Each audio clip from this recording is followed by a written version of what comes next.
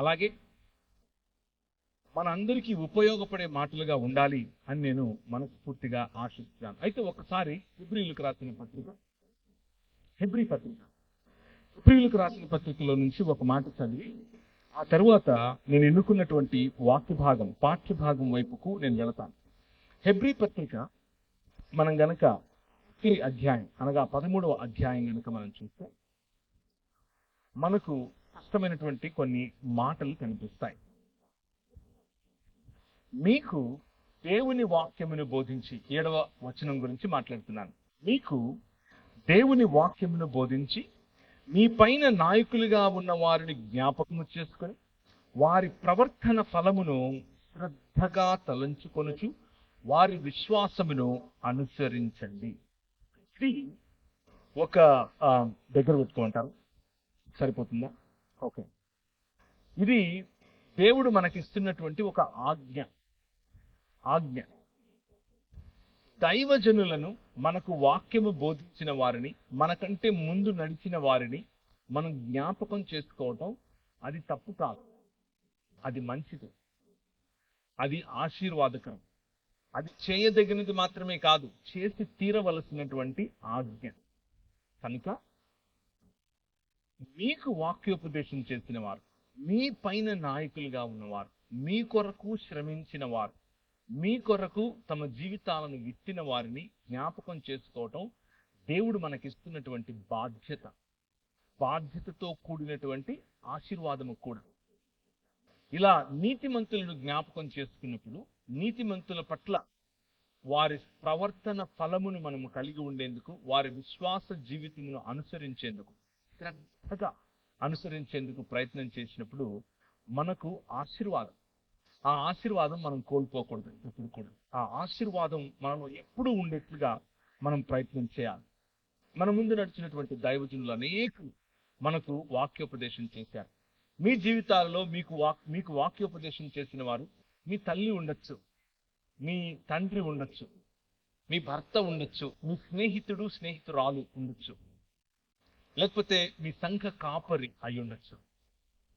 సంఘ కాపరితో పాటు సంఘములో ఉన్నటువంటి పెద్దలు కావచ్చు, పిల్లలు కావచ్చు, ఎవరైనా సరే మీ జీవితాల్లో దేవుని వాక్యాన్ని గనక ఉపదేశించిన వారుగా ఉంటే మీరు వారి ద్వారా దేవుని గురించి, దేవుని ప్రేమను గురించి, దేవుని సంకల్పాన్ని మీరు గనక అర్థం చేసుకున్న వారు ఉంటే అది జ్ఞాపకం చేసుకోవటం, వారి విశ్వాసమును అనుసరించడం, వారి ప్రవర్తన ఫలమును శ్రద్ధగా అనుసరించడం, తెలుసుకోవటం, మననం చేయటం, ఇది ఆశీర్వాదకరమైనటువంటి పని. ఆ ఆశీర్వాదకరమైన పని మీరు చేయునట్లుగా, ధైర్యము కలిగి చేయునట్లుగా మిమ్మల్ని నేను ప్రోత్సహిస్తున్నాను. అలాగే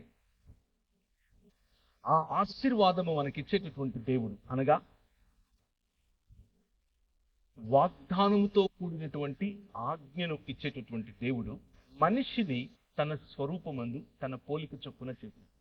నీ పక్కన వాళ్ళకి చెప్తారా నువ్వు దేవుని పోలికలో ఉన్నావట అని? చెప్పండి, పర్వాలేదు. నువ్వు దేవుని పోలికలో ఉన్నావు అని చెప్పండి. నువ్వు దేవుని స్వరూపంలో ఉన్నావు అని చెప్పండి. కేవలం ఇక్కడున్న వారే కాదు, మైకుల ద్వారా వింటున్న వారికి కూడా ఈ మాట చెప్తున్నాను. మీరు క్రైస్తవులు అయ్యుండొచ్చు, కాకపోయి ఉండొచ్చు, వాక్యమును నమ్మిండొచ్చు, నమ్మకపోయిండొచ్చు, ప్రభు అయిన యేసు క్రీస్తును అనుసరిస్తూ ఉండొచ్చు, అనుసరించకుండా ఉండొచ్చు. అయినా కానీ మీతో కూడా నేను ఈ రాత్రి ఒక మాట చెప్తున్నాను. ఏమిటి? ఇష్టమైన మాట, దేవుని వాక్యం చెప్పే మాట ఏంటి అని అంటే, మీరు దేవుని స్వరూపములోను దేవుని పోలిక చొప్పున చేయబడినటువంటి మనుష్యులను దేవుడు తన స్వరూపమందు తన పోలిక చొప్పున చేసి 5 రకాలైనటువంటి ఆశీర్వాదముతో కూడిన వాగ్దానంతో కూడినటువంటి బాధ్యతను ఇచ్చాడు, అధికారమును ఇచ్చాడు. బాధ్యతతో కూడిన అధికారం, వాగ్దానంతో కూడినటువంటి అధికారాన్ని ఇచ్చాడు. ఆ 5 మీ ముందు ఇస్తాడు. మొదటిది, మీరు ఫలించండి అని చెప్పాడు. రెండవది, మీరు అభివృద్ధి చెందండి అని చెప్పాడు. మూడవది, మీరు విస్తరించండి అని చెప్పాడు. నాలుగవది, ఈ భూమిని నిండించండి అని చెప్పాడు. ఐదవది, చాలా ప్రాముఖ్యమైనది. దానిని ఏలండి అని చెప్పాడు. రాజులుగా ఉండండి అని చెప్పాడు. ఈ 5 కూడా దేవుడు చేసినటువంటి వాగ్దానముతో కూడినటువంటి బాధ్యత. ఫలించటం నీ బాధ్యత, అభివృద్ధి చెందటం నీ బాధ్యత, విస్తరించటం నీ బాధ్యత, భూమిని నిండించటం నీ బాధ్యత. అలాగే దానిపైన తల్లిదండ్రులను పోలినటువంటి రాజ్యం చేయటం నీ బాధ్యత. దేవుడు మనిషిని తన స్వరూపమందు తన పోలిక చొప్పున చేసి భూమి ఆకాశములు అనేటటువంటి ఒక మందిరం నిర్మాణం చేసి ఆ మందిరములో తన ప్రతినిధిగా, తన ప్రతిమగా మరియు తన ప్రతిబింబంగా ఉంచాడు. 3 పదాలు: తన ప్రతినిధిగా, తన ప్రతిమగా మరియు తన ప్రతినిధిగా, ప్రతిబింబంగా ప్రాణ ప్రతిష్ఠ చేసి ఆ ఆలయంలో ఆ ప్రాణ ప్రతిష్ఠ చేసినటువంటి మనిషిని ఉంచాడు. నువ్వు ఏలు అన్నాడు. నాకు ప్రతిగా, నాకు యాజ్ ఎ రిప్రజెంటేటివ్, నా ప్రతినిధిగా, నా ప్రతిబింబముగా, అలాగే నా స్వరూపము నా పోలిక చొప్పున ఉన్నావు కాబట్టి నా ప్రతిమగా ఈ ప్రపంచాన్ని ఏలు అని చెప్పాడు. ఇది మనకి ఇవ్వబడినటువంటి బాధ్యతతో కూడినటువంటి ఆశీర్వాదం. ఆ బాధ్యతతో కూడిన ఆశీర్వాదాన్ని మీకు ఒకసారి గుర్తు చేస్తున్నాను. సంఘముగా, రూపాంతర సంఘముగా పిలువబడుతున్నటువంటి మీరు, రూపాంతర సంఘముగా ఒక చోటికి వచ్చినటువంటి మీరు, రూపాంతర సంఘముగా నిర్మించబడుతున్నటువంటి మీకు దేవుడిస్తున్నటువంటి బాధ్యతతో కూడిన వాగ్దానం ఏమిటి అంటే, మీరు ఫలించే సంఘముగా ఉండండి, మీరు అభివృద్ధి చెందే సంఘముగా ఉండండి, మీరు విస్తరించే సంఘముగా ఉండండి, మీరు భూమిని నిండించే సంఘముగా ఉండండి, అలాగే మీరు రాజ్యం ఏలేటటువంటి సంఘముగా ఉండండి. ఇది దేవుని పిలుపు. ఇది ఆదికాండం 1వ అధ్యాయంలో నుంచే మీకు చెప్తున్నాను. కొత్త విషయాలేమీ కాదు, మీరు ఎప్పుడూ చదివేవే. అది మన పిలుపు. అయితే దేవుడు ఏర్పరిచినటువంటి ఈ మందిరములు, అనగా భూమి ఆకాశములు అనే ఈ మందిరములో ఏర్పరిచినటువంటి నీకు దేవుడిచ్చినటువంటి బాధ్యతను మనిషి మరిచిపోయి, మనిషి తిరస్కరించి దేవునికి దూరమయ్యాడు. దూరమైనటువంటి దేవుడు తన సొంత ఆలోచనలతో అభివృద్ధికి, ఫలితానికి, ఫలానికి, విస్తరించటానికి, భూమిని నిండించటానికి మరియు రాజ్యమేలటానికి సొంత నిర్వచనాలు కట్టుకున్నాడు. దాని కారణం చేత అభివృద్ధి చెందటం అనంటే డబ్బు సంపాదించడం అనుకుంటున్నాడు. అభివృద్ధి చెందటం అనంటే ఇంకో 10 మందిని కలుపుకోవటం అనుకుంటున్నాడు. విస్తరించటం అనంటే అన్ని ఊళ్ళలో నేనే ఉండాలి అని అనుకుంటున్నాడు. భూమిని నిండించటం అనంటే భూమంతా కొనుక్కోవటం అని అనుకుంటున్నాడు, లేకపోతే సంపద సంపాదించటం అని అనుకుంటున్నాడు. రాజ్యం ఏలటం అనంటే అవతలి వాడి హక్కులు హరించటం అని అనుకుంటున్నాడు. కానీ ప్రభువు ఇచ్చినటువంటి ఆజ్ఞతో కూడిన ఆశీర్వాదం, బాధ్యతతో కూడినటువంటి ఈ వాగ్దానం ఏమిటి అనంటే, ఒకరికి ఉపయోగపడే విధంగా, ఒకరిని ఘనపరిచే విధంగా, ఒకరిని హెచ్చించే విధంగా, ఒకరి కొరకు ఉపయోగపడుతూ హెచ్చిస్తూ ఘనపరుస్తూ సంఘ నిర్మాణం చేసే విధంగా ఆయన ఒక క్రమాన్ని ఏర్పరచాడు. ఈ ప్రపంచంలో ఆయన ఒక క్రమాన్ని ఏర్పరచాడు. ఎక్కడ నదులుండాలో అక్కడ నదులు, ఎక్కడ చెట్లుండాలో అక్కడ చెట్లు, ఎవరికి ఎంత నీడ కావాలో అంత నీడ, ఏ భోజనం ఏ వస్తువులు ఎవరికి అందాలో, అనగా ఏ జంతువు పశుపక్షులకు వగైరా వగైరా ఇవ్వాలో అంత ఇస్తూ వాటిపైన తల్లిదండ్రులుగా మిమ్మల్ని ఉంచండి. మన బాధ్యత మనకు ముందు నడిచిన వాక్యమును నేర్పించి, మన ముందు వాక్యోపదేశకులుగా, నాయకులుగా మన పైనున్న వారి యొక్క శ్రద్ధగా వారి జీవన విధానాన్ని, వారి విశ్వాసమును అనుకరించడం, అలా అనుకరించే క్రమంలో వచ్చేటటువంటి ఆలోచనలు. బ్లెస్సింగ్ అదర్, నీ పొరుగు వాడిని ఆశీర్వదించు, నీ పొరుగు వాడి కోసం ఒక క్రమాన్ని ఏర్పరచడం, నీ సమాజములో క్రమమైనటువంటి సమాజముగా దాన్ని తీర్చిదిద్దడం, నీ సమాజమును విస్తరింప చేయటం, నీ సమాజములో దేవుని ముఖకాంతి వెలిగే విధంగా నీ జీవితాన్ని మలుచుకోవటం.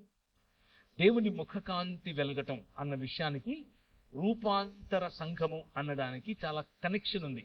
రూపాంతర దేవాలయం. ఒకరోజు ప్రభు అయిన యేసుక్రీస్తు తన శిష్యులను తీసుకుని ఒక కొండ మీదకి వెళ్ళాడు.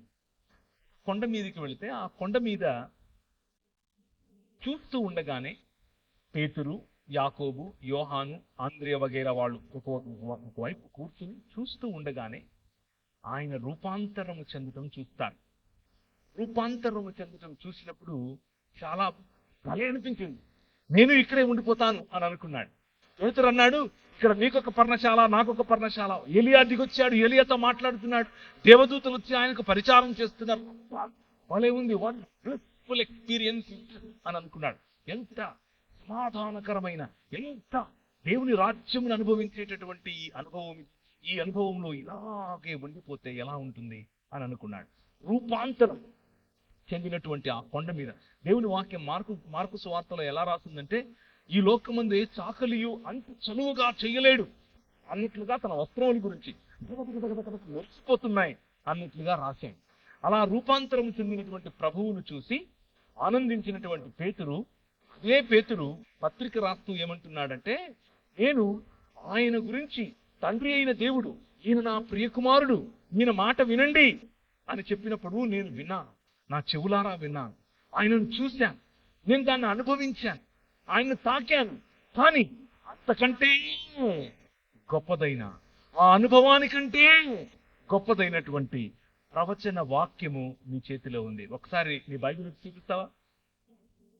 అంతకంటే గొప్పదైనటువంటి ప్రవచన వాక్యము నీ చేతిలో ఉంది. This is what transforms you. Transformation, రూపాంతరమునకు మరియు రూపాంతరము చెంది ఇప్పటే మెటమార్ఫోసిస్, పునరుత్థానానికి ఉన్న తేడా అది. రూపాంతరము అనుభవంతో మొదలవుతుంది, కానీ ఆ రూపాంతరము రోజు రోజుకు క్రమములో పెరిగినప్పుడు ఒకానొక రోజు మనం పునరుత్థానం చెందుతాం. మన సృష్టి పునరుత్థానం చెందుతుంది.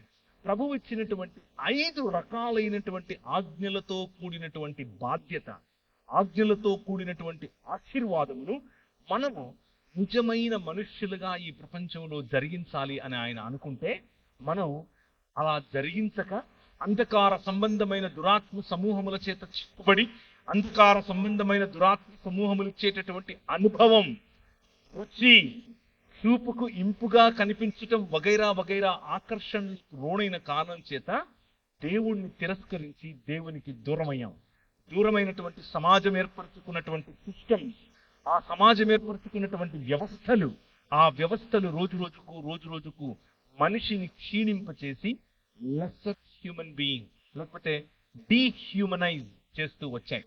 అలా డీహ్యూమనైజ్ చేస్తూ వచ్చినటువంటి ప్రపంచంలోనికి నీ చేతనున్నటువంటి ఈ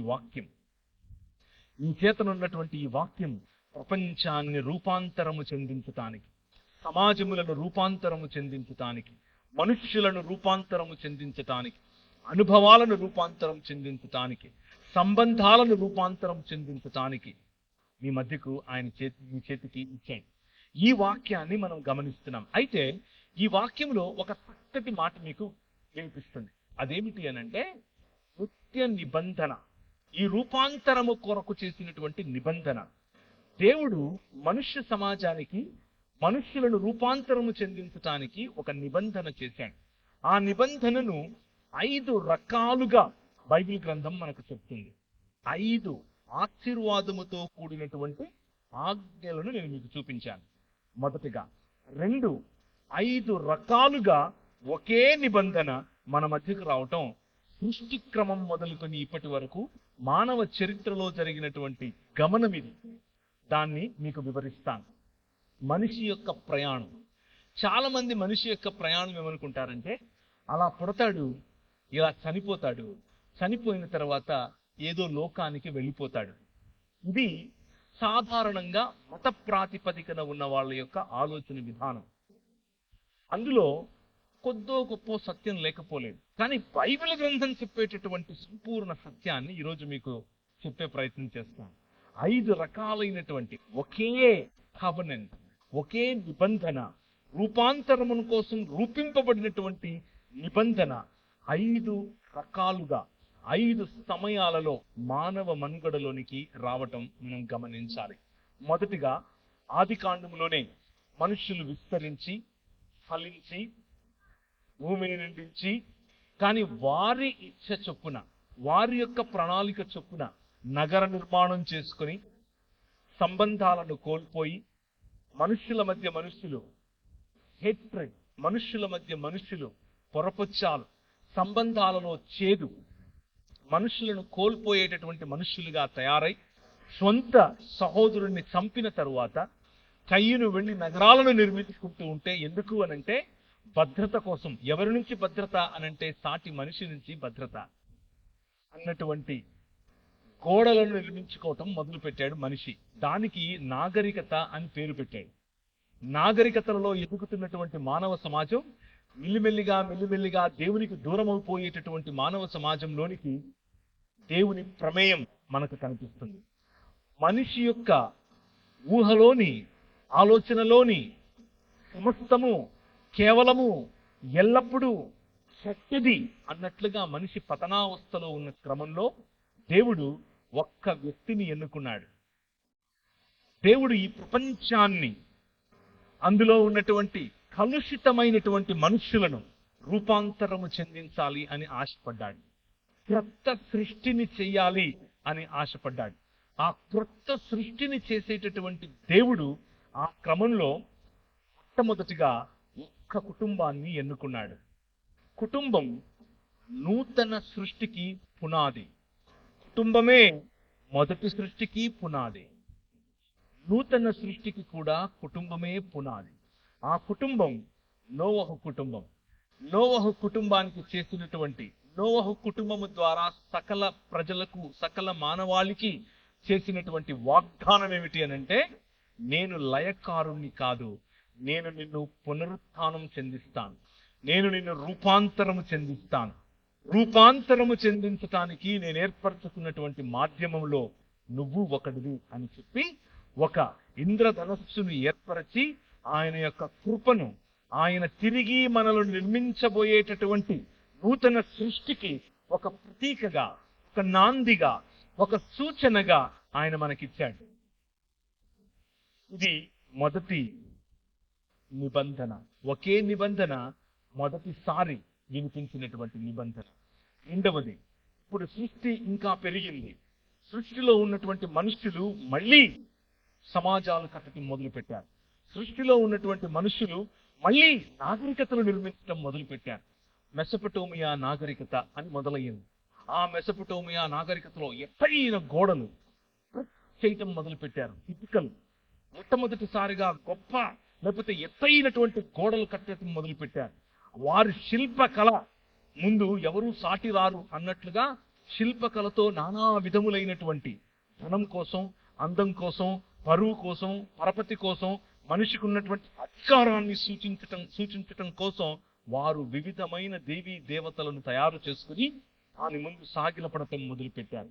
ప్రభు అన్నాడు, నో, నేను మిమ్మల్ని తిరిగి నా వైపుకు తీసుకొచ్చుకుంటాను, రూపాంతరము చెందిస్తాను, నూతన సృష్టిగా మారుస్తాను అని చెప్పి అందులో ఇంకొక కుటుంబాన్ని ఏర్పరచుకున్నాడు. ఆ కుటుంబమే అబ్రహాము కుటుంబం. మొదట నోవహు కుటుంబానికి చేసినటువంటి వాగ్దానముతో కూడినటువంటి నిబంధన. రెండవది అబ్రహాముతో చేసినటువంటి వాగ్దానముతో కూడిన నిబంధన. ఆ అబ్రహామును బయటకు పిలిచాడు. అబ్రహామా రా అన్నాడు. ఆయన తన ఇంటి వారిని, తన ఊరిని విడిచి, తన రాజ్యమును విడిచి బయటకు వచ్చాడు. నీ ద్వారా ఒక రాజ్యాన్ని కడతాను అని అన్నాడు. ఆ రాజ్యాన్ని కట్టే క్రమంలో నీకు పిల్లలను ఇస్తాను అని అన్నాడు. ఈయనకు బాగా వయసుడిగిపోయింది. భార్యామణి ముసలితనంలో ఉంది. ఆమె నవ్వుకుంటోంది, నాకా పిల్లలా, నేను మళ్ళీ వస్తాను, మళ్ళీ 1 సంవత్సరానికి వచ్చే వరకు నీకు వాగ్దాన కుమారుణ్ణి ఇస్తాను అని చెప్పాడు. అయితే నీ కుమారులు, నీ పిల్లలు, నీ పిల్లల పిల్లలు, ఆ వారి పిల్లల పిల్లల పిల్లలు ఐగుప్తు దేశంలో 400 పైచిలుకు సంవత్సరాలు ఉంటారు. ఎందుకుంటారు అనంటే, ఇంకా ఈ కనాను ప్రాంత ప్రజల యొక్క పాపం పండలేదు, వారికి ఇంకా నేను సమయం ఇస్తున్నాను, ఇంకా వారు మారు మనస్సు పొందుతారేమో, ఇంకా వారు రూపాంతరం వైపుకు వస్తారేమో అని ఆశపడి చూస్తున్నాను. అంతవరకు నీ పిల్లలతో నేను ఇంకొక సమాజానికి బుద్ధి చెప్పాలి, నేను ఇంకొక సివిలైజేషన్ లేకపోతే ఇంకొక నాగరికత కొమ్ములు విరవాలి అని అన్నాడు. ఆ నాగరికత పేరే మూడవ లేకపోతే ఆయన చేసినటువంటి మూడవ నిబంధన. ఒక నిబంధనే ఇదంతా కూడా, మూడవసారి చేసిన నిబంధన. ఇశ్రాయేలు తన పిల్లల పిల్లలు ఫలించారు, విస్తరించారు, భూమిని నిండించారు, అభివృద్ధి చెందారు, కానీ రాజ్యం చేయలేకపోతున్నారు. కారణం ఏమిటి అనంటే ఈ లోక సంబంధమైనటువంటి దేవత, ఈ లోక సంబంధమైనటువంటి అంధకార సంబంధమైన దురాత్మ సమూహముల చేత చిక్కబడినటువంటి రాజ్యములో బానిసలైపోయారు. పని ఎక్కువ, పారితోషికం తక్కువ, సమయాలలో పని చేస్తున్నారు, తినటానికి ఏమీ లేదు, ఏం చేయాలో తెలీదు. వారి ఆర్తనాదాలు ప్రభువు విన్నాడు. నేను విన్నాను అన్నాడు. మీకు వేరే ఎవరో గుర్తిస్తూ ఉంటే అది ఇక్కడి నుంచే వచ్చింది, మీరేదో అనుకుంటారు పొరపాటు, అది ఇక్కడి నుంచే వచ్చింది. ఏదొచ్చినా నేను ఉన్నాను అని అన్నాడు, నేను ఉన్నవాడను అని చెప్పినవాడు. నేను విన్నాను అన్నాడు, వారి ఆర్తనాదాలు విన్నాను అని అన్నాడు. ఉండి అలా ఊరుకోలేదు. మూడవ మాటగా ఆయన ఒక వాగ్దాన నిబంధనను చేశాడు. ఏమిటది? మోషే ద్వారా చేశాడు. నీ ద్వారా అబ్రహాముకు చేసినటువంటి వాగ్దానం యొక్క పర్యవసానముగా ఒక రాజ్య నిర్మాణం నేను చేస్తాను. 10 రకాలైనటువంటి దేవీ దేవతల చేత ఏర్పాటు చేసుకుని 10 రకాలైనటువంటి దేవీ దేవతల చేత పరిపాలింపబడుతున్నటువంటి ఈ రాజ్యంలో నుండి నా జ్యేష్ఠ పుత్రుడైనటువంటి ఇశ్రాయేలు నువ్వు రా అని పిలిచాడు. నోహు నువ్వు రా అన్నాడు. అబ్రహాము నువ్వు రా అన్నాడు. ఇశ్రాయేలు నువ్వు రా అని పిలిచాడు. అందరినీ రా అనే పిలుస్తాడు. వచ్చేయండి అంటాడు. గద్దరెక్కల మీద మోసుకొని వెళ్ళినట్లు వారిని మోసుకొని వెళ్ళాడు. సంవత్సరాల తరబడి వాళ్ళు విత్తాల్సిన అవసరం లేదు, కోయాల్సిన అవసరం లేదు, కట్టాల్సిన అవసరం లేదు, నాటాల్సిన అవసరం లేదు. ఇలా నోరు తెరుచుకుని పడుకుంటే పొద్దునకి మన్నా నోటి నిడుతుంది. అలా పెంచాడు. అలా పెంచితే వీళ్ళు గొనుగుడు కార్యక్రమాలు, సనుగుడు కార్యక్రమాలు మొదలుపెట్టారు. మూడవ వాగ్దానముతో కూడినటువంటి నిబంధన. ఏ ఇశ్రాయేలు ద్వారా అయితే ప్రపంచాన్ని తిరిగి ఆయన రూపాంతరము చెందించాలనుకున్నాడో ఆ ఇశ్రాయేలే ఇప్పుడు దేవుణ్ణి నువ్వు మాకొద్దు అని చెప్పింది. నెహుష్టానుని నిలబెట్టుకుంది. కీయు దేవత వైపుకు పరిగెత్తింది. బయలుదేవత ఎదుట సాష్టాంగపడింది. మొలెకుకు తన పిల్లలను అర్పించింది. ప్రభు అన్నాడు, నన్ను విసర్జించావు, నువ్వు చస్తావు అన్నాడు. సావటం అనంటే ఆయన నుంచి దూరం అవటం. ఆయన చేసిన వాగ్దానముతో కూడినటువంటి ప్రతిజ్ఞ లేకపోతే కవెనెంట్. ఆ ప్రతిజ్ఞలో 2 పార్టీస్, నిబంధనలో 2 పార్టీస్. ఒక పార్టీ నువ్వు నాకొద్దు అని చెప్తా ఉంది, కానీ దేవుడు 5 రకాలైనటువంటి తన క్యారెక్టర్ వారితో చెప్తూ వచ్చాడు. ప్రవక్తలందరూ ప్రవచించినటువంటిది ఇదే, రాజుల గ్రంథంలో ప్రవచించినటువంటి మాటలు ఇవే, ఆయన లా లేకపోతే ధర్మశాస్త్రములో తన గురించి తాను వివరించుకున్న 5 మాటలు ఇదే. మొదటిది, నేను నీ తండ్రిని, ఐ యామ్ యువర్ ఫాదర్.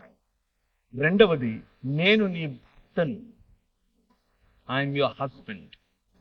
ఇశ్రాయేలుతో దేవుడు చేసిన నిబంధన, తండ్రికి పిల్లలకు ఉండే నిబంధన, ఒక భార్యకు భర్తకు ఉండే నిబంధన, ఒక ప్రియురాలికి ప్రియుడికి ఉండే నిబంధన, ఐ యామ్ యువర్ లవర్, నేను నీ ప్రియుడిని. నాలుగవది, తండ్రి, భర్త, ప్రియుడు, కాపరి, I am the good shepherd, నేను నిజమైన కాపరిని, మంచి కాపరిని అని చెప్పాడు. పోషించేవాడిని నేను అని చెప్పాడు.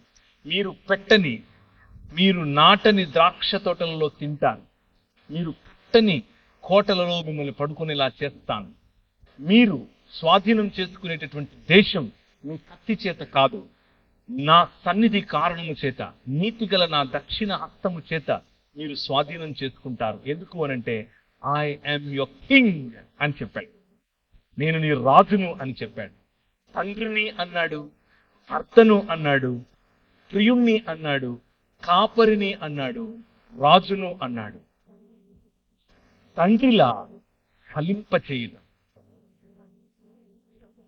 భర్తలా అభివృద్ధి చెందించడం, ప్రియుడిలా విస్తరింపచేయటం,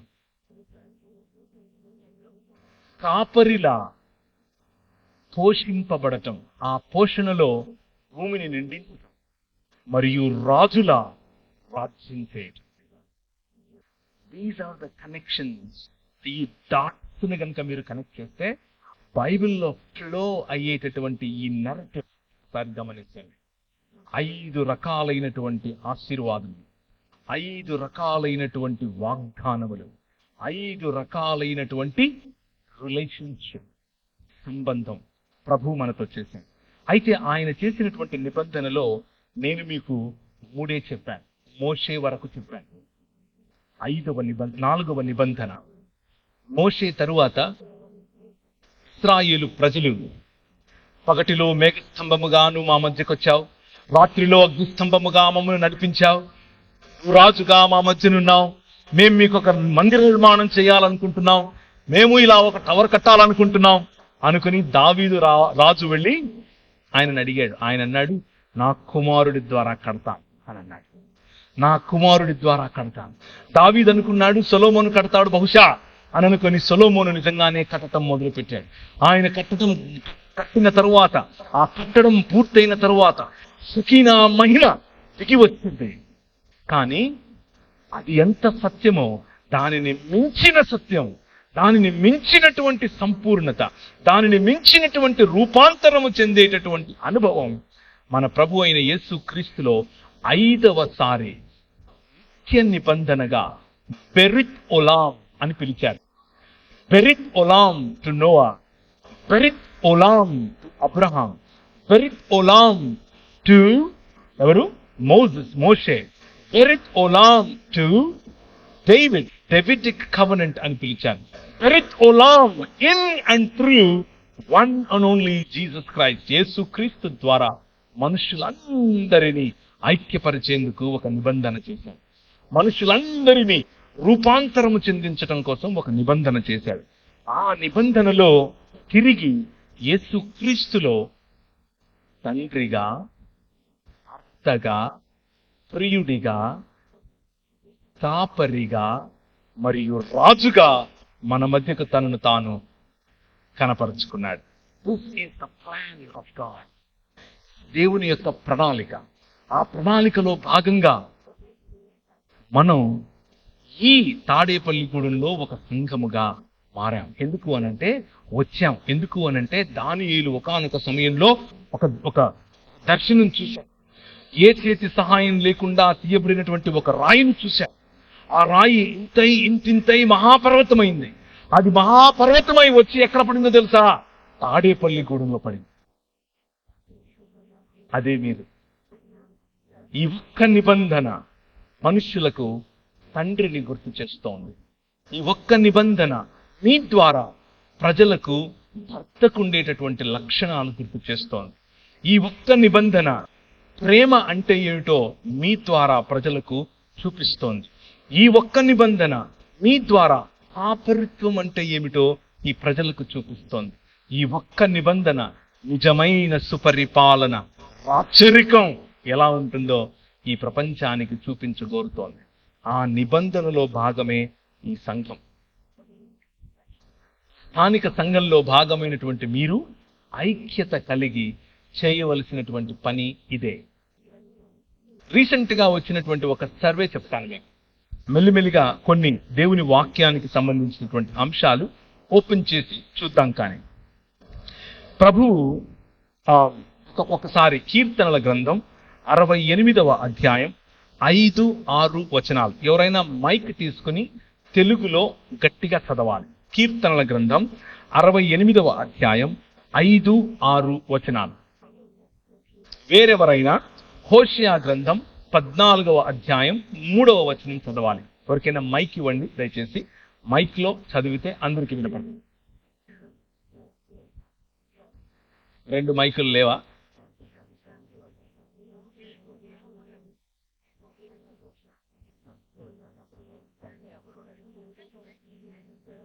ఆలోగా తీసిన వారు చదవండి. కీర్తనల గ్రంథం 68వ అధ్యాయం 5, 6 వచనాలు.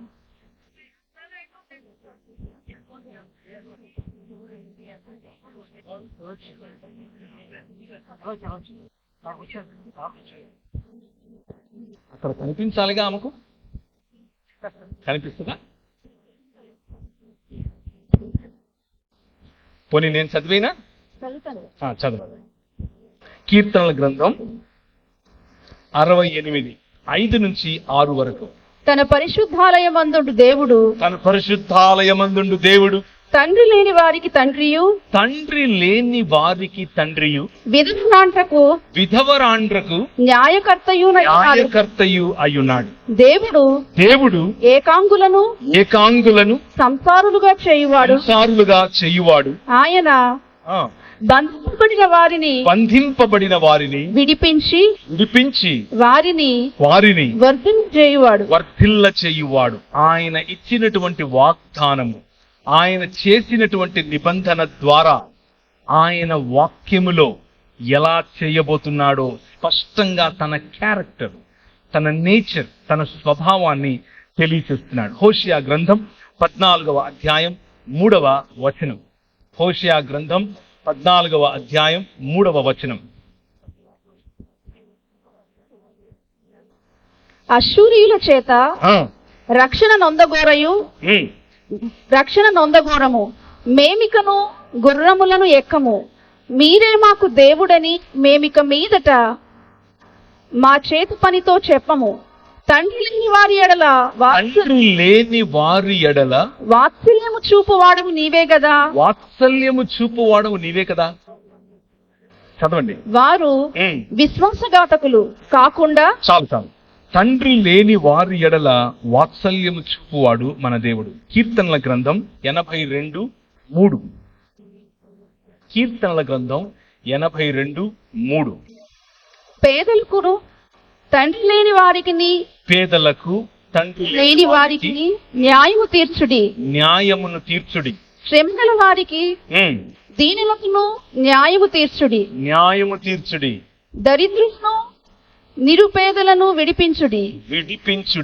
భక్తిహీనుల చేతిలో నుండి వారిని తప్పించుడి. చాలు.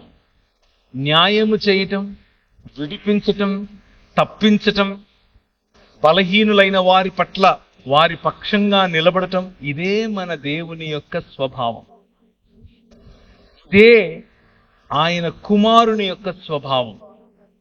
ఆయన కుమారుని శరీరమైనటువంటి మన స్వభావము కూడా ఇదే అయి ఉండాలి. దేవుని వాక్యము చాలా స్పష్టంగా చెబుతోంది. మనం దేవుని స్వరూపము, దేవుని పోలిక చొప్పున చేయబడ్డాం అంటే దాని అర్థం ఏమిటి అని అంటే, దేవునికి ఉన్నటువంటి గుణాతిశయములను, గుణ లక్షణములను ప్రచురించువారగుటకు ఆశ్చర్యకరమైనటువంటి వెలుగులోనికి పిలువబడిన వారు.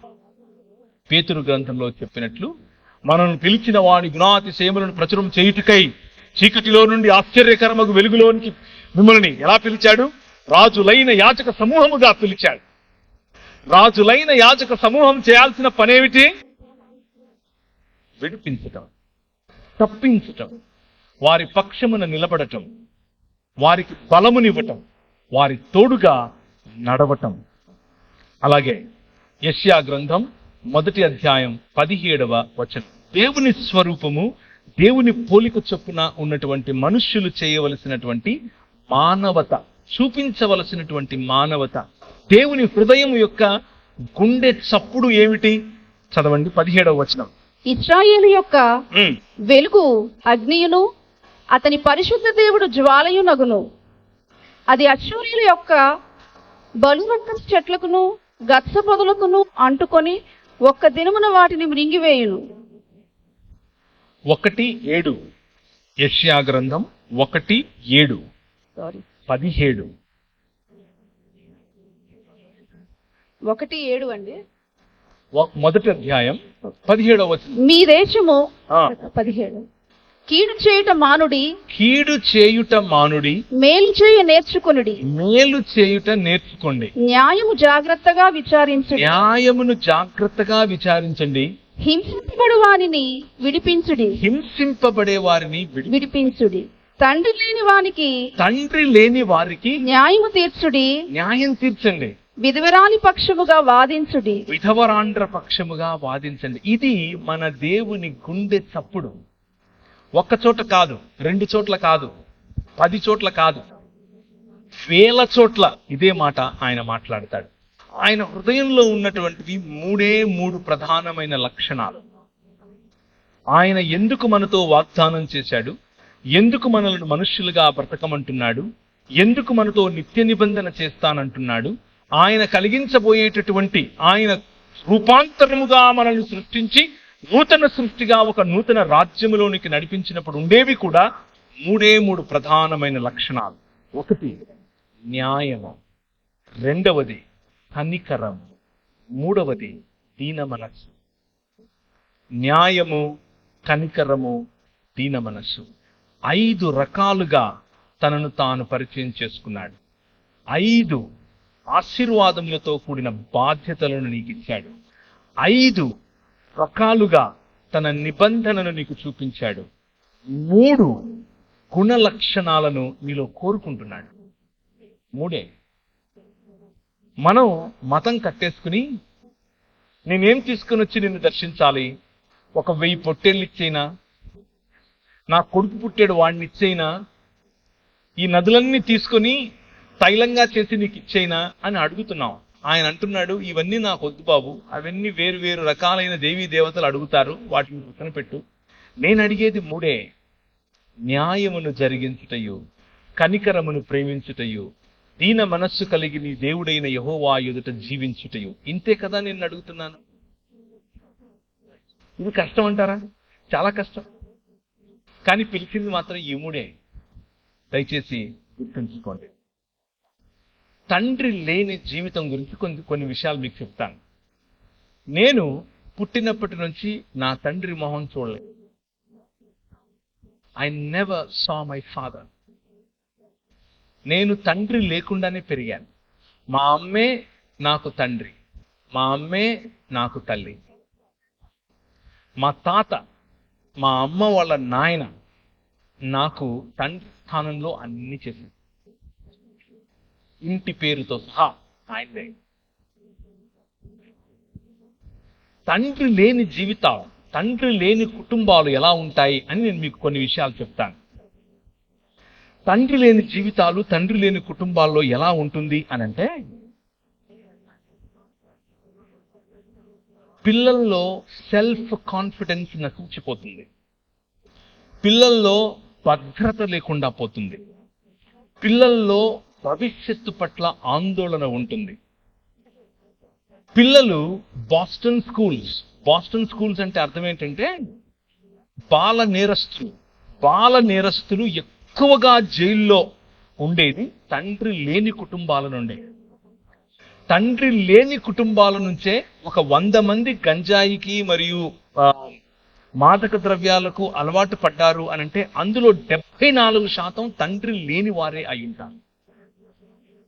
14 సంవత్సరాలకు 16 నుంచి తక్కువ సంవత్సరాలలో ఆడపిల్లలు ప్రెగ్నెన్స్ అయ్యి అబార్షన్స్ చేసుకుంటున్నారు అనంటే వాళ్ళ సంఖ్య 100 అయితే అందులో 68 మంది తండ్రి లేని కుటుంబమే. ఇదంతా నేను సొంతంగా చెప్తున్నది కాదు, అదొక సర్వే. భారతదేశమైనా పాశ్చాత్య దేశాలైనా ఇవే చెప్తున్నారు. తండ్రి లేని కుటుంబం ఎలా ఉంటుంది? 71% మంది హై స్కూళ్లలో నుంచి బయటపడిపోతారు, అంత ఎక్కువగా చదవరు అనంటే దానికి కారణం తండ్రి లేని కుటుంబాలు. ఇక్కడ ఇంకా చాలా పెద్ద లిస్ట్ ఉంది, అది చదవటం కంటే ముందు ఒక మాట చెప్తాను. తండ్రి లేకపోవటం అనంటే దాని అర్థం తండ్రి చనిపోవటం కాదు. కుటుంబంలో తండ్రి లేకపోవడం, కుటుంబంలో తండ్రి కనబడకపోవడం, తన పని మీద, తన పరిచర్య మీద, తను ఏర్పరచుకున్నటువంటి వ్యాసంగాలలో పిల్లలు లేవకముందే వెళ్ళిపోతాడు, పిల్లలు పడుకున్న తరువాత ఇంటికి వస్తాడు. భార్యకు తెలుసు తండ్రి ఆ భర్త ఏమిటో, పిల్లలకు తెలియదు తండ్రి ఏమిటో. అటువంటి ఇళ్ళు భారతదేశంలో కొల్లలు. అటువంటి ఇళ్ల కారణం చేత బాల నేరస్తులు పెరుగుతున్నారు. ఇలా తండ్రి అనగా అథారిటీ ఫిగర్, తండ్రి నుంచి దూరమైనటువంటి పిల్లలు 2 రకాలుగా స్పందిస్తారు. 2 రకాలుగా. మొదటిది అగ్రెసివ్, వైలెంట్ అయిపోతారు. వైలెంట్, చాలా వైలెంట్. ప్రతిదానికి తిరిగి సమాధానం చెప్పటం, ప్రతిదాన్ని ఎదిరించటం, ప్రతిదానిపైన తిరుగుబాటు చేయటం మొదటి ఎక్స్ప్రెషన్. రెండవ స్పందన లేక ప్రతిస్పందన, ఏమీ మాట్లాడు, ఎవరితో సంబంధం పెట్టుకోరు. వారిలో వారికి ఒక ప్రపంచాన్ని నిర్మించుకొని అందులో అలా ఉండిపోతారు. తండ్రి లేని కుటుంబాలు కూర్చున్న వారిలో, అలాగే లైవ్ ద్వారా చూస్తున్న వారిలో ఈ మాట చెప్తున్నాను. పురుషులకు మీ పనుల్లో, మీ పరిచర్యల్లో, మీ వ్యాసంగంలో, మీ పిల్లల ఎదుట మీరు కనబడకుండా ఉన్నారా? This is the result that you are going to see. ఈ పర్యవసానమే మీ కుటుంబంలో చూడబోతున్నారు. పురుషుడు ఇంటికి రాకుండా ఉన్నటువంటి స్త్రీలతో మాట్లాడుతున్నారు. మీ పిల్లలు జాగ్రత్త. తండ్రి యాబ్సెంట్ గా ఉన్నటువంటి కుటుంబాల్లో జరిగేటటువంటి పర్యవసానం ఇది. దీన్ని ఎందుకు ఇంత విడమర్చి చెప్తున్నాను అనంటే, నా జీవితంలో ఇది జరిగింది. మా అమ్మ మాకు కావలసినవన్నీ ఇచ్చింది, కష్టపడి మమ్మల్ని పెంచింది. కానీ తండ్రి లేని లోటు నా జీవితంలో స్పష్టంగా కనిపించింది. నేను వైలెంట్ గా తయారైపోయాను. నేను ఒకడిని చంపి చచ్చిపోయాడు అనుకుని పొదల్లో పడేసి వెళ్ళిపోయాను. వెళ్ళిపోతే మా ఊరికి సిఐ, మా ఆ రోజుల్లో ఎస్ఐ, యాక్చువల్గా సిఐ ప్రమోషన్ లో ఉంది. ఆమె వీడు బ్రతికాడు అని తెలుసుకుని వాడికి నాకు కాంప్రమైజ్ చేసి, ఇంకా ఇలా చేయొద్దు లేకపోతే జైలుకి వెళ్తామని చెప్పింది. ఆ రోజు రాత్రి తండ్రి లేని నేను, ఎప్పుడూ తండ్రి కౌగిలిని ఎరుగని నేను, తండ్రి ఇచ్చేటటువంటి వెచ్చదనాన్ని తెలుసుకోని నేను, ఏ రోజు తండ్రి యొక్క మందలింపు అంటే తండ్రి వద్ద నుంచి ఎలా ఉంటుందో నాకు తెలియదు. తండ్రి వద్ద నుంచి ప్రేమ ఎలా ఉంటుందో నాకు తెలియదు. అలాంటి ప్రేమ లేని, మందలింపు లేని, కరెక్షన్ లేని నేను ఒకరోజు ఒక స్వరం విన్నా. అది సన్నని స్వరం. ఆ స్వరం నాకు చెబుతోంది, నువ్వు ఈ ఊరు విడిచిపెట్టి వెళ్ళిపో అని చెప్తోంది. ఈ ఊరు విడిచిపెట్టేసి నువ్వు వెళ్ళిపో అని చెప్తాను. ఎక్కడికి వెళ్ళాలో తెలీదు. మా అమ్మకు చెప్పి వెళ్తున్నాను తిరుపతికి అని చెప్పి, మా ఊరు కడప, బ్యాగ్ తీసుకుని బస్ స్టాండ్కి వచ్చాను. తిరుపతి టికెట్ కొనబోయి హైదరాబాద్ టికెట్ కొన్నాను. ఎందుకు కొన్నానో కూడా తెలియదు. హైదరాబాద్లో ఎవరున్నారో తెలియదు. తర్వాత ఏదో తెలుసుకున్నాం. ఈరోజు ఫోన్లు ఉండేవి, ఆ రోజుల్లో ఫోన్లు ఉండేవి కావు. హైదరాబాద్లో దిగిన తర్వాత ఫలానా చోట ఫలానా వాళ్ళు, మా ఊరోళ్ళకి సంబంధించిన వాళ్ళు ఉన్నారని తెలుసుకుని ఆ రూమ్కి వెళ్ళి అక్కడ ఉండి చదువుకోవటం మొదలుపెట్టాను. తండ్రి లేకపోతే ఎలాంటి జీవితం ఉంటుందో చెప్తున్నాను మీకు. కానీ 5 రకాలైన క్వాలిటీస్ మీ ముందు ఉంచాను. ఆయన తండ్రిగాను, భర్తగాను, ప్రియుడిగాను, కాపరిగాను మరియు రాజుగాను మన మధ్యకి వచ్చాడు అని చెప్పాను. నా జీవితంలో తండ్రిగా వచ్చాడు. నా జీవితంలో దాదాపు 18-19 సంవత్సరాలున్న నేను, నూనూగు మీసాలు, లేత టీనేజ్ ప్రాయం, ఆ ప్రాయంలో ప్రభు నా దగ్గరకు వచ్చాడు. ప్రభు నాతో మాట్లాడాడు, నువ్వు ఈ లోకానికి వెలుగువు అని చెప్పాడు. తండ్రి ఇలా మాట్లాడతాడు పిల్లల పట్ల. ఏం చెప్తాడు తెలుసా? అరే నువ్వు అచ్చం నాలాగే ఉన్నావురా అంటే, అచ్చం మిమ్మలా ఉన్నావురా అంటే, అచ్చం మా నాన్నలాగా ఉన్నావురా అంటాడు. మన పరలోక తండ్రి కూడా అలాగే అంటున్నాడు, you are in the image God.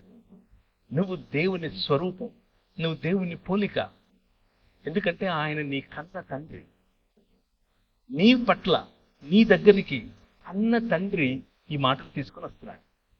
నువ్వు మైకిల్ ద్వారా ఒకవేళ వింటూ ఉంటే, నా జీవితం లాంటిదే ఒకవేళ నీ జీవితం అయితే, ఈ ప్రాంగణంలో కూర్చున్నా పర్వాలేదు.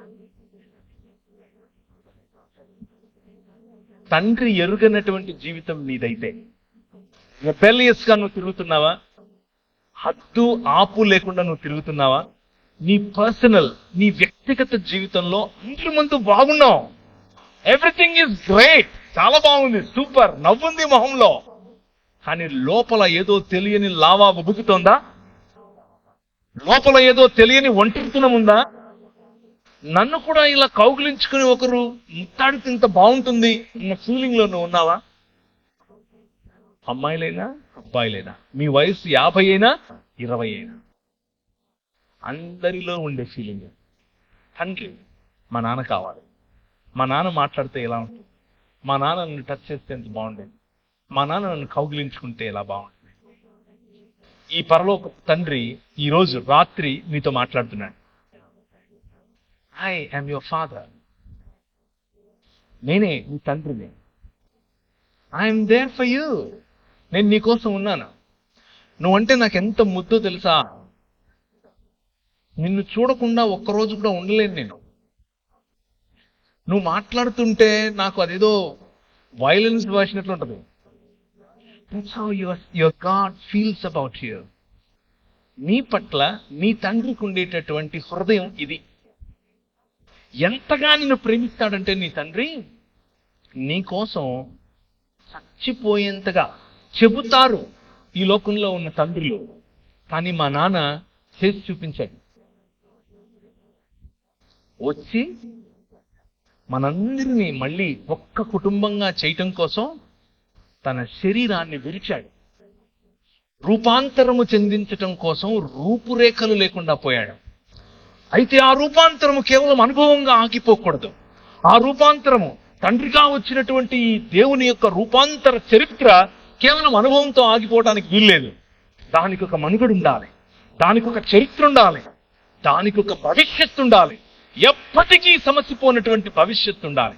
ఆయన తన శరీరాన్ని నాటాడు, ఒక విత్తనము వలె విరిగాడు, ఒక విత్తనము వలె ఆయన పగిలాడు.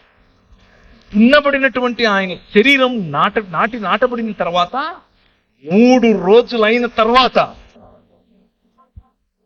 2 దినములైన తర్వాత 3వ దినమున యెహోవా సముఖమందు మనము జీవించినట్లు ఆయన మరణాన్ని చంపి తిరిగి లేచాడు. That is your father. మీ నాన్న అది. మీ నాయన మరణానికి లోనయ్యేవాడు కాదు. మీ నాయన మరణాన్ని చంపినవాడు, చంపి తిరిగి లేచాడు 3 దినములైన తర్వాత. హోషేయ గ్రంథం 6వ అధ్యాయం 2వ వచనం. హోషేయ గ్రంథం 6వ అధ్యాయం 2వ వచనం.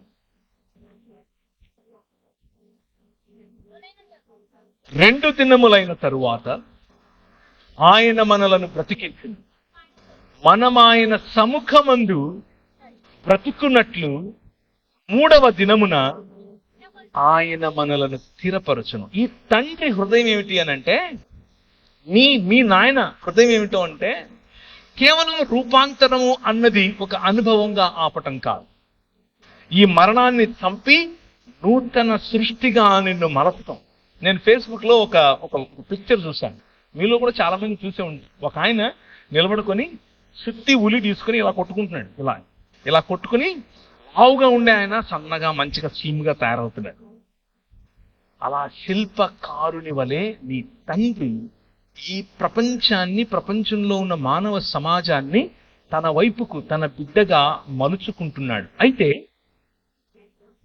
దేవుణ్ణి తిరస్కరించడం కారణంగా మనం సంపాదించుకున్నటువంటి మరణం, దేవునితో ఎడబాటు, ఈ ప్రపంచంలో దేనికి గ్యారంటీ లేదు, దానికి మాత్రమే ఉంది.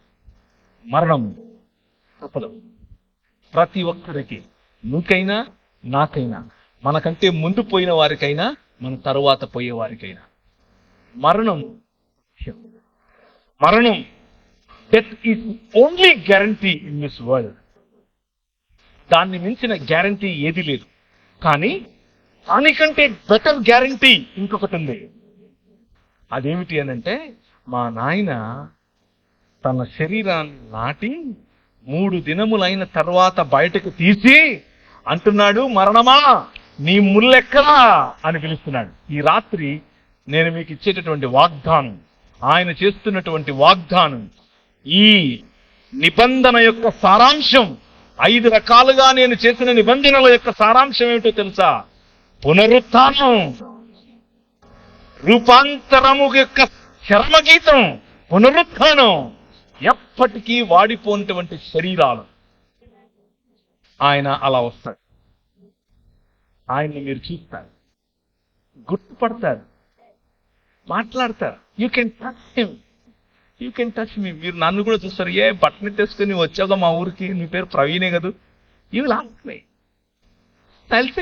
నేను బాగున్నావా అని అడుగుతాను నేను మిమ్మల్ని. This is going to happen. What is hope that we have? క్రైస్తవులకి ఉన్నటువంటి హోప్, క్రైస్తవుడికి ఉన్నటువంటి నిరీక్షణ మన ఆత్మలో ఎక్కడికో వెళ్ళిపోయి ఎక్కడో ఉంటామని కాదు. అది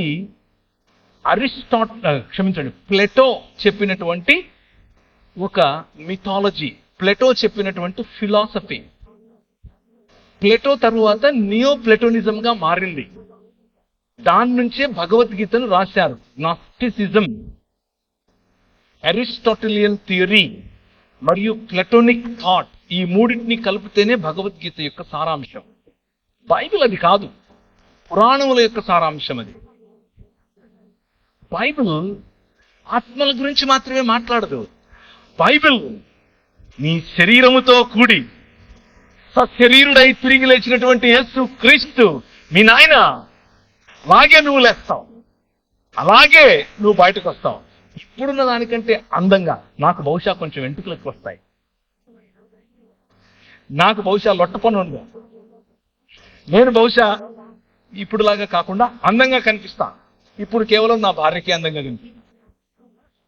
what is you going to be your future? అది నీ ఫ్యూచర్. నీకు అర్థమవుతుందా మీ నాయన ఏం చేస్తున్నాడు?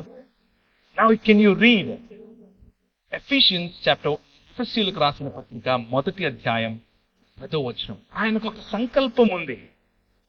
ఆ సంకల్పాన్ని మీకు గుర్తు చేయాలనుకుంటున్నాను. ఈ నాన్న ఏం చేస్తున్నాడు అనేది మీకు గుర్తు చేసి ముగిస్తాను. ఆయన ఏం చేస్తున్నాడు అని అంటే, చదవండి. ఈ సంకల్పం బట్టి దేవునికి ఒక సంకల్పం ఉంది. ఆ సంకల్పాన్ని బట్టి ఆయన పరలోకమందున్నవే గాని భూమి మీద ఉన్నవే గాని సమస్తాన్ని క్రీస్తునందు ఏకంగా సమకూర్చాలని తనలో తాను నిర్ణయించుకున్నాడు. ఆయన నిర్ణయం, ఆయన సంకల్పం భూమి ఆకాశములను కలపటం, నిన్ను ఇక్కడి నుంచి తీసుకెళ్లిపోయి ఎక్కడో పెట్టడం కాదు. అది మతం. నిన్ను ఇక్కడి నుంచి తీసుకెళ్లిపోయి ఎక్కడో పెట్టడం మతం, ఫిలాసఫీ. ఆయన ప్రణాళిక, ఆయన సంకల్పం వేరు. ఆయన సంకల్పం ఏమిటి అంటే భూమి ఆకాశములను కలపటం. దేవుని సన్నిధిలో మనుష్యులు బ్రతుకున్నట్లు, ఆయన మనతో కాపురం ఉండునట్లు మనుష్యుని యొక్క ప్రయాణం 3 దిశలుగా వెళుతోంది. మనం చచ్చిపోయి ఎక్కడికో వెళ్ళేది కాదు మన ప్రయాణం. మన ప్రయాణం తోటలో మొదలైంది.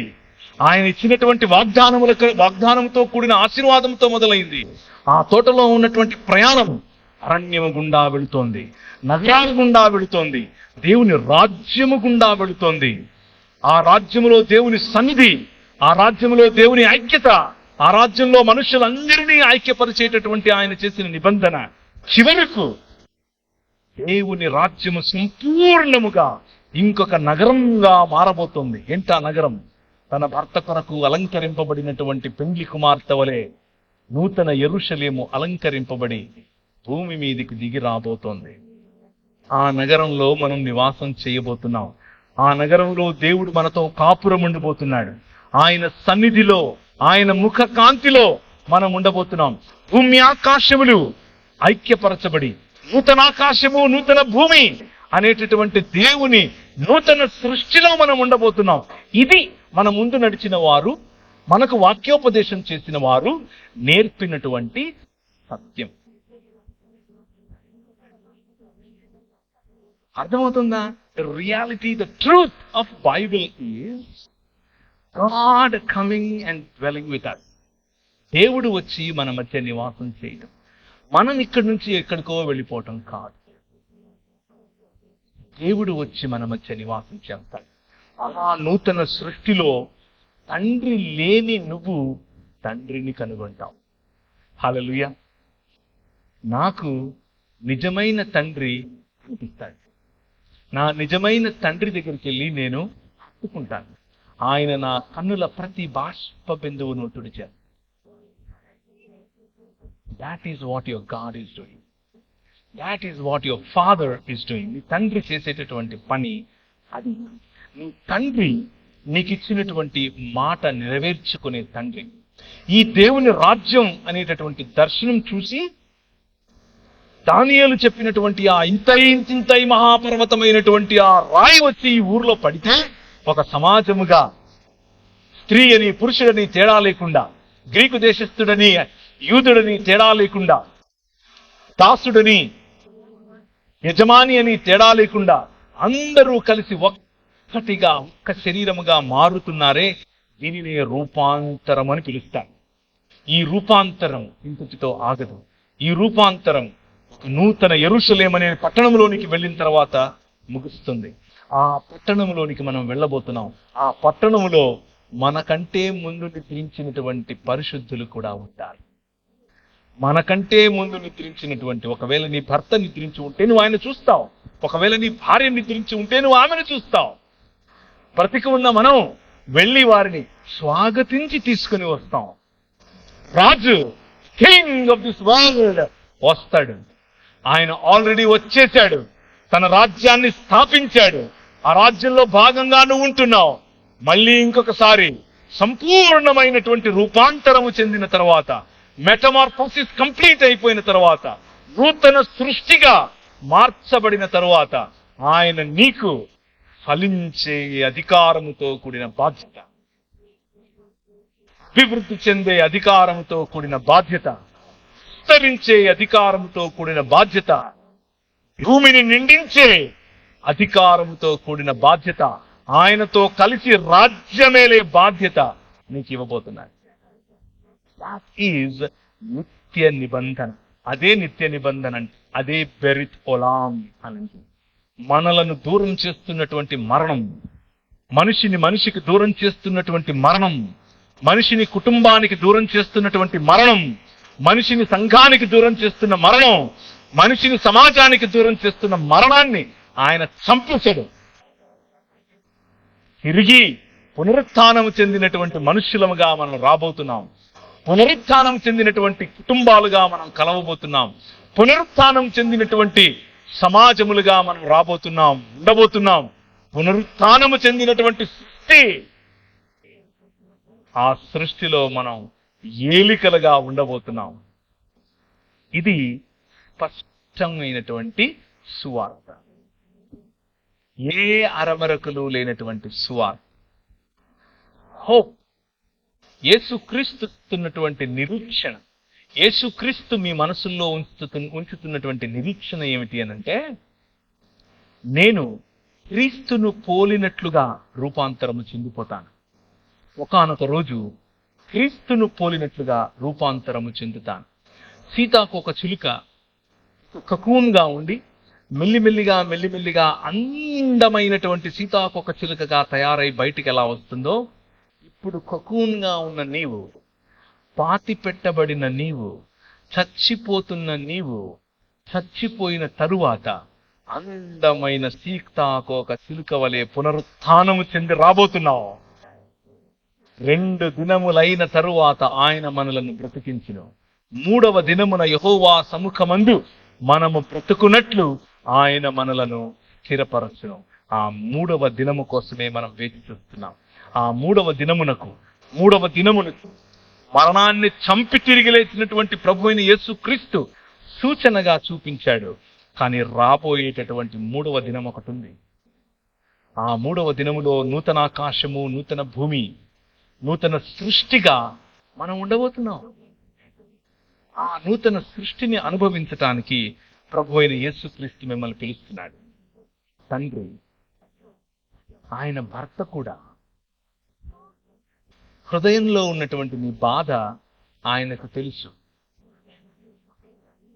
ఆయన ప్రియుడు కూడా. నువ్వు ఎవరికీ షేర్ చేసుకోలేను, ఎవరికీ పంచుకోలేనటువంటి నీ ఫెల్ట్ నీడ్స్, నీ హృదయాక్రందనలు, నీ ఒంటరితనం, నీ ఏడుపు అన్నీ తెలిసినటువంటి ప్రియుడు నీ ప్రియుడు. అంత మాత్రమే కాదు, ఆయన కాపరి, నిన్ను అనాథలుగా విడిచిపెట్టి నేను మళ్ళీ నీ దగ్గరికి వస్తాను అని చెప్పి వెళ్ళినటువంటి కాపరి నీ కాపరి. ఈ కాపరి నీకు కావలసిందల్లా, కావలసిన పోషణంతా ఇవ్వగల కాపరి. చివరిగా ఈయన రాజు, ఈయన ప్రపంచములకు రాజు, ఈయన నీతికి రాజు, ఈయన మనుష్యత్వానికి రాజు, ఈయన నీతి న్యాయములు జరిగించే రాజు. భూమి ఆకాశములను తన చేతి చేత లేకపోతే తన మాట చేత సృజించినటువంటి రాజు, ప్రపంచములను ఏలే రాజు, భూమి ఆకాశములను ఐక్యపరిచే రాజు, మీ మనసులను నిర్మించే రాజు, మీ ఒంటరితనాన్ని చూసినటువంటి రాజు, ఆ ఒంటరితనంలో నేను ఉన్నాను, నేను నీ మాట విన్నాను అనే రాజు. తాను ఒకప్పుడు ఒంటరిగా ఉన్నటువంటి 5 మంది భర్తలున్న తర్వాత కూడా ఒంటరితనాన్ని అనుభవిస్తున్నటువంటి ఒక స్త్రీ ఒంటరిగా వచ్చి నీళ్లు చేదుకుంటుంది అని తెలుసుకున్నటువంటి నీ రాజు ఆమె దగ్గరికి వెళ్ళి కూర్చుని, అమ్మా నీళ్ళు ఇస్తావా అని అడుగుతాడు. ఈ రాజు కథ వేరు.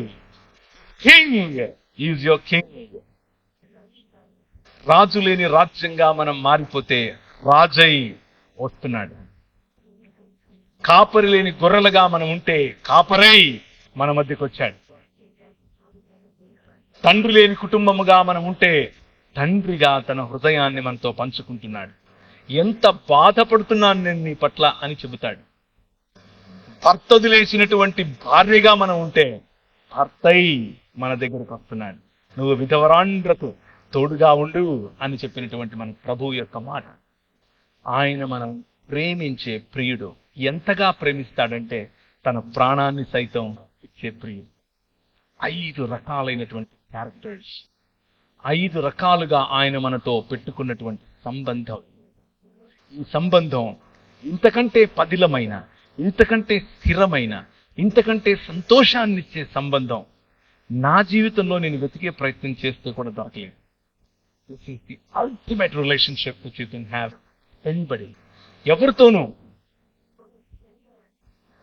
చివరికి నా భార్యతోనూ నాకు లేనటువంటి పారదర్శకమైనటువంటి సంబంధం దేవునితో సాధ్యం.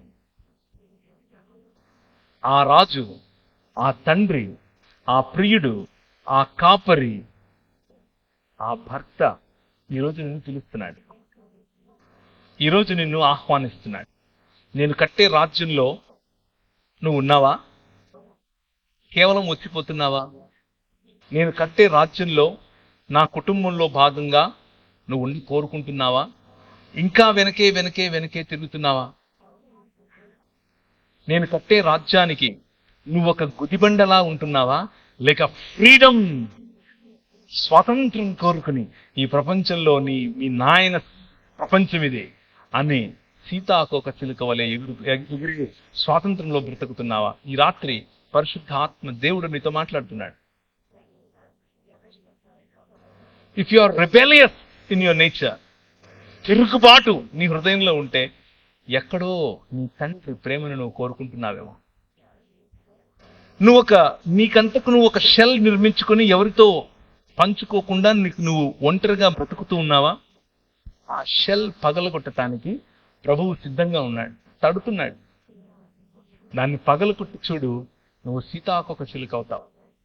నీతో సంబంధం, నీతో ప్రేమగా మాట్లాడటానికి, నిన్ను ప్రోత్సహించటానికి, నీకు బలం ఇవ్వటానికి, నీకు ఆర్థికంగాను అలాగే అన్ని కోణాలలో నిన్ను బలపరచటానికి ఆయన సిద్ధం. అంత మాత్రమే కాదు, ఈ తండ్రి నీ హృదయాక్రందనను మాత్రమే కాదు, నీ శరీరంలో ఉన్న బలహీనతను కూడా చూస్తున్నాడు. స్వస్థపరచటానికి సిద్ధంగా ఉన్నాడు. ఈ రాత్రి ఆయన స్వస్థపరుస్తాడు. ఈ రాత్రి నీకున్నటువంటి ప్రతి రోగము నుంచి నీకు స్వస్థత లభిస్తుంది. నేను చెప్తున్నందుకు కాదు, నేనేదో చేస్తే అవుతుందని కాదు. మీరు అడగండి, ఆయన ఇష్టం. ఆయన మీ జీవితాల్లో చేస్తాడు. నేను అడిగాను, నాకు ఇచ్చాడు. 11 సంవత్సరాలు మిషనరీగా వెళ్ళాను నేను మధ్యప్రదేశ్లో. నాకు భాష రాదు, అడిగాను, భాష ఇచ్చాడు. అక్కడ క్రైస్తవులు అంటే కొడతారు, ఫస్ట్ కొట్టి ఆ తర్వాత మాట్లాడతాను. నాకు పరిచర్య చేస్తూ మా పాస్టర్ గారే వాళ్ళ అమ్మాయిని ఇచ్చి పెళ్లి చేశాడు. పెళ్లి చేసుకున్న 2 సంవత్సరాలకు నాకు ఒక పాప పుట్టింది. ఆ పాపకు ఒకరోజు విరోచనాలు అయితే, చిన్న బిడ్డ 21 సంవత్సరాలు. మీలో పిల్లలు ఉన్న వాళ్ళకి తెలుసు, మనకి ఏదైనా జరిగితే మనం పట్టించుకోం, పిల్లలకి ఏమైనా జరిగితే ఎంత బాధపడతాం. ఆ పాపను తీసుకుని ఆసుపత్రికి వెళ్ళి డాక్టర్కు చూపించాను. చూపిస్తే డాక్టర్ అంది, విరోచనాలు పెద్ద కష్టమేం కాదు, నేను మందిస్తాను, అయిపోద్ది, కాకపోతే నువ్వు వెళ్ళి ఒకసారి 2D ఎకో చేయి అని చెప్పింది. ఏం చేయమని? 2D echo. ఎందుకు భయం 2D ఎకో ఉంటుంది అని. ఏమైంది చెప్పండి మేడం అన్నాను. ఏమీ లేదు, ఈమెకు టెట్రాలజీ ఆఫ్ ఫాలో అనే గుండెకు ఉండేటటువంటి ఒక ఇబ్బంది ఉంది అని చెప్పింది. టెట్రాలజీ ఆఫ్ ఫాలో అంటే నాకు గ్రీకు చిబ్రులాగా వినిపించింది. ఏంటబ్బా ఇది అని అనుకున్నాను. తర్వాత ఆమె నాకు అర్థమవడం కోసం ఏం చెప్పిందంటే, నువ్వు గీతాంజలి సినిమా చూసావా అనింది. చూశానన్నాను. అందులో హీరోయిన్కి ఉందే అదే నీ బిడ్డకు ఉంది అని చెప్పింది. అంటే నీ బిడ్డ బతకదు అని చెప్పింది. నీ బిడ్డకు కరెక్షన్ లేదు అని చెప్పింది. కానీ ట్రై చేద్దులే అని ఉపశమనం కూడా ఇచ్చింది. నేను బయటకు వచ్చాను. అప్పటికే ఇండియాలో 38th ర్యాంక్, కాలేజ్ ఏం కాదు కానీ 38వ ర్యాంక్ ఉండే కాలేజీలో నేను MBA చేశాను. మంచి ఉద్యోగం, మంచి పరిచర్య, వీల్ పిల్లల కోర్పు గోండు ముస్లింలు ఇలాంటి అనేకుల మధ్యలో నేను పరిచర్య చేస్తున్నాను, దేవుని కోసం నిలబడుతున్నాను. కానీ నా బిడ్డకి ఇలా అయింది. కారు వేసుకుని డొక్కు కారు ఒకటి ఉండేది, చిన్న జీతం డొక్కు కారు. నేను నా భార్య నా బిడ్డని తీసుకుని బయటకు వచ్చాను. బండి తోలుతున్నాను, నా వల్ల కావట్లేదు, ప్రెషర్ కుక్కర్ పగిలిపోతుంది. బండి ఆపి బయటకు వచ్చి ఇంకా అరుస్తున్నాను. ఎందుకు? నాకెందుకు? నాకే ఎందుకు? నా బిడ్డకే ఎందుకు? ఇన్నేళ్లు నేను కష్టపడ్డానే నీకోసం, ఇన్నేళ్లు నేను నా ఇల్లు ఇడిచిపెట్టొచ్చానే, ఉత్తర భారతదేశంలో నీకోసం తన్నించుకోవాలా నేను, నువ్వేమో నా బిడ్డకు గుండెలో చిల్లు పెడతావా అని దేవునితో కొట్లాడటం మొదలుపెట్టాను. 2 సంవత్సరాలు, ఇంకా ఎక్కువే చెప్పాలని కొట్లాడుతూ వచ్చాను. వాక్యం చెప్తున్నాను, చిరునవ్వు ఉంది, అన్ని చేస్తున్నాను, అమెరికాకి వెళ్తున్నాను, అక్కడ వాక్యం చెప్తున్నాను, ఇక్కడికి వచ్చి ఇక్కడ వాక్యం కానీ మనసులో ఒక పోరాటం, దేవునితో పోరాటం. ప్రభువు నన్ను ఒక ప్రశ్న వేసాడు. ఒరే, నువ్వు ఎంతకాలం బతుకుతావురా అన్నాడు. వేసుకో, ఒక 80-90 వేసుకో, దాని తర్వాత ఈమె నీ బిడ్డ కాదు, నువ్వు చచ్చిపోతావు. కానీ నాకు జీవితాంతం బిడ్డ. ఈ జీవితమే కాదు, నూతన సృష్టిలో కూడా బిడ్డ. అది నా ప్రేమకు నీ ప్రేమకు తేడా. టెన్షన్ పడకొని చెప్పు. వెతికితే ఒక మంచి డాక్టర్ బెంగళూరులో దొరికితే ఆయన దగ్గరికి వెళ్ళి కరెక్షన్ చేయించారు. ఆ అమ్మాయికి 1.5 సంవత్సరం 2 ఏళ్ళు ఉండగానే కరెక్షన్ చేయించారు. కంప్లీట్ గా హీల్ చేశాడు దేవుడు, కంప్లీట్ గా. ఇప్పుడు సామాన్యమైనటువంటి పిల్లలు ఎంత ఎదుగుతారో, ఎంత మాట్లాడతారో, ఎంత చదువుతారో, ఎంత ఉన్నతంగా ఆలోచిస్తారో, అన్ని సామాన్యుల కంటే బెటర్గా నా బిడ్డను ఆశీర్వదించాడు. It's all about hope and it's all about trusting your God. నీ తండ్రి పట్ల నీకు ఉండాల్సిన నమ్మకం, నీ తండ్రిని ఆనుకోవడం. అయితే నీ తండ్రి నువ్వు గొనుగితే, నువ్వు కొట్లాడితే, నువ్వు పోరాడితే నిన్ను వదిలిపెట్టి వెళ్ళిపోయే టైప్ కాదు. నీకు హక్కిచ్చాడు, నీకు ఆ హక్కిచ్చాడు. నువ్వు నీ ఒంటరితనంలో, నీ బలహీనతలో, నీ రోగంలో ఆయనతో పోరాడు. ఆయన అడుగు, ఎందుకు ఇలా అవుతుంది నాకు అని అడుగు. సమాధానం ఆయనే ఇస్తాడు. నాకే ఎందుకు, నా కుటుంబానికే ఎందుకు, నా సంఘానికి ఎందుకు ఇలా అవుతుంది, నా సమాజానికి ఎందుకు ఇలా అవుతుంది, సమాధానం ఆయనే ఇస్తాడు. Wait and see. ఊరకనే ఉండి యెహోవా ఇచ్చే రక్షణను చూడు అంటాడు. ఊరకనే జస్ట్ నిలబడి చూడంతే. నా పనులు, నా సంకల్పం, నా తీర్మానాలు, నేను చేసే పనులు నీకు అందవు. నీ ఆలోచన ఎక్కడ ఆగుతుందో దాని నుంచి ఒక 20 కిలోమీటర్ల తర్వాత నాది మొదలవుతుంది. అంటే నేను చూడలేదు నా భవిష్యత్తు ఇలా ఉంటుందని, కానీ ప్రభు చూశాను.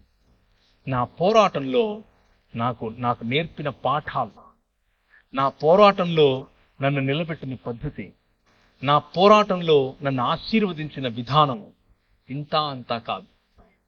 ఎక్కడో మారుమూల గ్రామంలో ఏ నక్సలైట్ గానో, రాడికల్ గానో, రౌడీగానో బతకాల్సిన నన్ను ఆయన హెచ్చించాడు. ఆయన నిజంగానే లోకమునకు వెలుగు అని ఆయన చేసిన వాగ్దానముతో కూడిన ప్రమాణాన్ని నెరవేరుస్తున్నాడు. It is possible with you. నీ జీవితంలో కూడా అది సాధ్యం. ముఖ్యంగా యువకులు మైకిల్ ద్వారా వింటూ ఉన్న, లైవ్ ద్వారా వింటూ ఉన్న యువకులకు, యువతులకు ఈ మాట చెప్తున్నాను.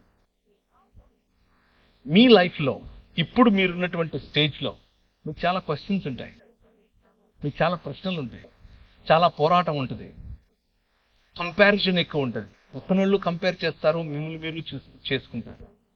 అందంలో కంపారిజన్, చదువులో కంపారిజన్, ధనంలో కంపారిజన్, కులంలో కంపారిజన్, మతంలో కంపారిజన్, ప్రతి చోట్ల పోల్చుకోవటం ఎక్కువ. కానీ మీ నాన్న, మీరు ఎలాంటి పరిస్థితిలో ఉన్నా మిమ్మల్ని ప్రేమించే నాన్న. అయితే మీ నాన్న మిమ్మల్ని పిలుస్తున్నాడు. నీ యవ్వన ప్రాయంలో, నీ యువతలో, in your youthfulness, come to your father. నీ తండ్రి దగ్గరికి వచ్చి ఆయన కౌగిలిని ఒక్కసారి అనుభవించి చూడు. నీ జీవితం మారుతుంది. నా జీవితం మారింది. నా జీవితం వేషుగ్గా మారింది. పెంట కుప్పల మీద పడి ఉండేవాడిని. భయంకరంగా నేను మాదక ద్రవ్యాలకు అలవాటు పడిపోయి ఉన్నవాడిని. నా జీవితాన్ని మార్చాడు. నీ జీవితాన్ని మారుతాడు. టుడే, ఈరోజు, ఒకానొకప్పుడు నేను బ్రతికే గనక బ్రతుకునుంటే మా ఇంట్లో వాళ్ళు నన్ను చూసి అసహ్యించుకునేవారు. ఈరోజు గర్వపడక్కర్లేదు, కనీసం అసహ్యించుకోలేదు. గర్వపడక్కర్లేదు, కనీసం అసహ్యించు.